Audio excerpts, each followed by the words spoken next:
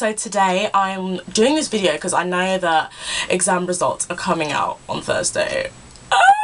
And I've been getting like a lot of very worried college students talking to me lately, and every year I usually do an exam results video, and I just like this year I'm just not really being led to do another one specifically for exam results because I just feel like I do every year. But I will link the one that I did last year, which I'm sure still applies to this one, down below.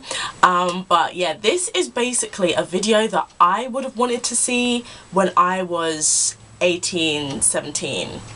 And there's a lot of people out there who can relate to this topic, I think. I mean, like when I was 16, like going through all of that kind of stuff, like with subjects and my parents and school, I do remember like a lot of other, like especially African kids, like being under a lot of pressure from their parents during that time as well. So I know that it applies to a lot of people out there. And I remember like when I was a student ambassador for my university last year, and I was doing a tour, and there was a Nigerian woman with her son, and we were doing a tour around the library with loads of other students as well, and like it was so sad to see like the white parents, and this isn't a generalization, this is honestly just what happened on that one summer's afternoon. And on that day, all of the other like white parents, Asian parents, whatever you have on that day, whatever have you on that day, were like really engaged in what their child was going to be learning. And then this woman was saying to me how she was a bit upset and concerned because she was just like, oh, he wants to do arts. What are you going to do art? And I just was like, as funny as the situation was, it was kind of sad as well, because he was basically going through what I was going through at that time, in terms of wanting to do something that's quite different to what your parents have already set out for you to do. And yeah, I just wanted to just basically talk to people out there who are going through that, because it's really difficult. Especially when you've got such a passion for something that's so different to what your parents want you to do. I mean, the main subjects are like accounting, financing, law, medicine, pharmacy, you know, and I used to feel so bitter and so jealous of people who genuinely wanted to do medicine or genuinely wanted to do pharmacy, and they were like their parents' dream, like, you know, they couldn't wish for more. But I was like the difficult child, the rebellious child, and you know, I could draw and I could write and I acted and other stuff, like all the artistic creative things like to do basically in school was me, and I didn't really fit into that medicine mold. And when I did get my results, you know, it was quite difficult. So this video is for people out there like you. I'm just gonna run through what happened. First of all, for results day, don't panic, just freaking calm down. I know it's hard. Like, I remember being in college and just freaking out all the time. And then when I did get my results in AS, I was in America with my family on holiday, and I got like a B in English, and then I got an E in biology, I think, and an E in maths, and a U in chemistry. And you know, I had those three subjects obviously because my parents told me to take them so I could do medicine, and then I only had English, which was just like my little, you can do that on the side kind of thing to boost up your UCAS points. And I was heartbroken. I was so upset, and like it was so tough. Like my parents were throwing around the words like American boarding school, you know, I just can't do this. So I just set up my mind, and I was just like, if I don't get kicked out of college, because I really just thought I was going to get kicked out of college, if I don't get kicked out of college, I'm literally going to get the best grades that I can do, I can achieve, I can get. So I went back and I dropped maths, and I took up history, and by the end of the year I worked my frickin' arse off, and it was also a requirement to take general studies, so I had that too. So I had 4 AS A-levels and A-levels. So in the end I got an A in history, a B in English, a B in general studies, and a C. Going from an E, I got a C in my 4th A-level, which was biology. So I was just like, whoa, okay, this is amazing. So I went home, and my parents were like, you're doing medicine, and I was just like, I can't do this, I can't deal with all of this pressure, I don't want to do medicine, I'm not good at it. And then they were like, well, you can do law instead, that's the only way like you can do something, you know, that's a subject that is at least a bit tangible in terms of, you know, its value in the world. And I was just like, okay, so that was kind of like a compromise. But I'm just telling you this story so you kind of know my background. So right now I'm like in my 2nd year of law. I'm going to my 3rd year this year. So that's basically what happened. But what I can tell you is, like, on your results day, whatever is in that envelope, like literally whatever is in that envelope, don't see it as a negative. Like, whatever comes out of that envelope, because just because you've got a paper in front of you that says a certain mark doesn't mean that's the end for you. In fact, if anything, it can be your beginning. You can choose to look at that, especially if you're an AS, you can choose to look at that and be like, I'm going to do whatever it takes to turn those into amazing UCAS points, or I'm going to do whatever it takes to turn those into good grades.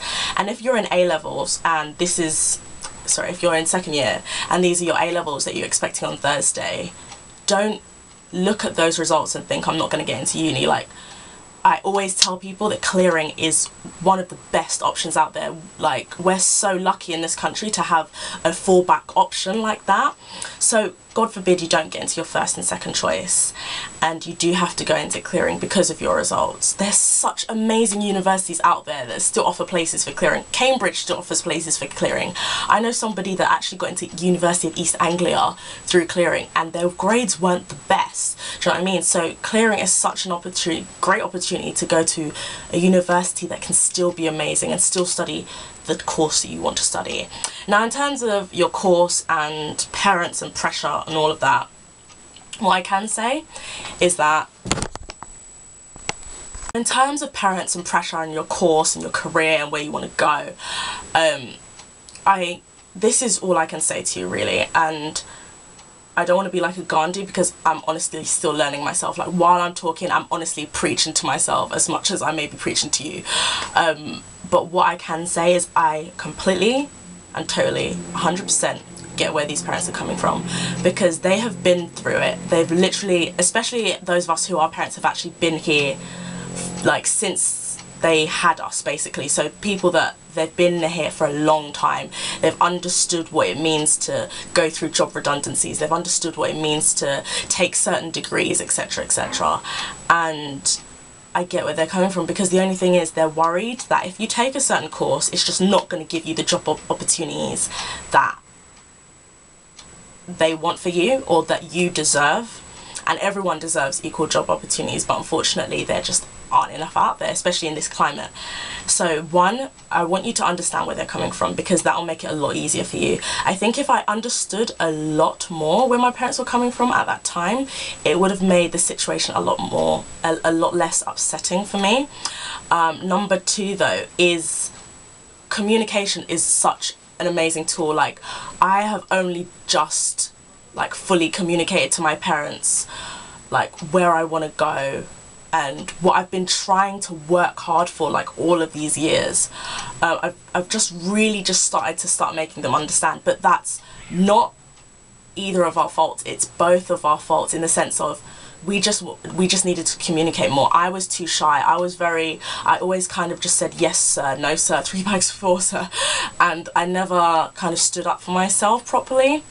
And I think it's not even about being strong or anything, just tell them how you feel and just explain to them your vision. But the thing is, you need to know where you're going, and a lot of that is with your parents' help and advice, but a lot of that is finding yourself. And that's the third piece of advice, really, and it links to the communication. But you need to know what channel and what route you're going to take, because if you don't, you're going to talk to your parents and you're going to sound like you don't know what you're talking about. You're not going to understand the industry that you're going into, and they're going to think that you're just as naive as they originally thought that you were, you know. So you need to smarten up. So you need to know the stats about your industry, you need to know the best ways to get into that industry. And to be honest, it's one of those situations where it's like, if there isn't a way, then you have to go ahead and make a damn way. Do you know what I mean? Like, it's a really tough world out there, and it's not something where, even with the best degrees, you're not going to walk out there and someone's going to hand you a job. You really have to fight for it. So what I would say is really know that you really know your industry, and also start reading. Like, one thing I really need to do is start reading more than I'm on Twitter or on Facebook. Start reading about your industry, start reading about people who have been in your industry, or just inspirational people in general, what they've done to stand out from the crowd, what they've done to be successful. Like, if that's really your mission in life, to be successful, then you need to basically like brainwash yourself with people who are successful, or people who you admire or always looked up to. So that's definitely a thing to do. Also, knowing your industry goes hand in hand with experience, and that's why I'm so happy like that I went to Brazil, and I've done other things that kind of link in with what I would like to do in the future, because you can know your industry, you can read about it, but until you actually see it firsthand, you're not going to know how it works properly, because you're going to be reading it off other people's knowledge, and knowledge is great, but first-hand experience is the best, because you're going to start to see, okay, this is a gap in my industry that needs to be filled, or things like this certain thing in my industry isn't working well, and I think that I can do something to rectify it or make it better. I mean, that's why you have people like Steve Jobs, because they saw a gap in the market, they saw a need really for a commodity, and they were there to build it.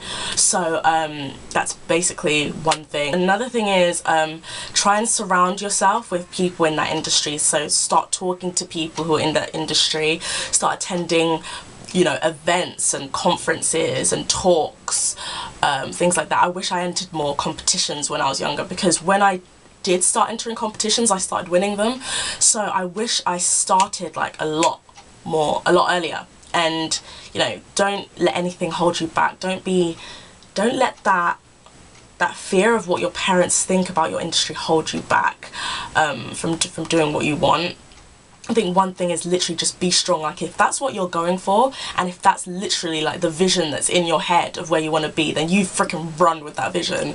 Like, just run with it, and don't let anything kind of distract you, because once you do, you're not gonna reach there as quick enough as you think you want to. But yeah, I'm really rushing and rambling, but yeah, that's all I can think of for now. But yeah, and I think another thing is literally just rely on faith, like, because it's hard trying to achieve something that maybe a lot of people haven't done, or maybe you're in a hard industry like the artistic industry, which is quite hard to break into. You've really got to rely on your faith. So it's the working hard, and it's the knowing your industry, and then it's just relying on like the belief that you will get there, because without that belief you just won't have the willpower to keep on going. So that's all I can say really for now, but comment below if you do have any questions. I'll put my email below so you can email me, and this time, like, I've been so bad with emails, like, God forgive me, I've been so bad, but I'm gonna start to just reply every email. Like, it's because I get so many sometimes, but yeah, I'm definitely gonna fix up, and yeah, feel free to email me, and I will actually, like, 99% of the time I will be able to reply to you. And comment below if you have any questions or need any help. But yeah, hope you enjoyed that video. Thumbs up, subscribe, like and share. But yeah, I hope you've enjoyed it, and yeah, that's basically it really. Have a lovely day, guys. Bye.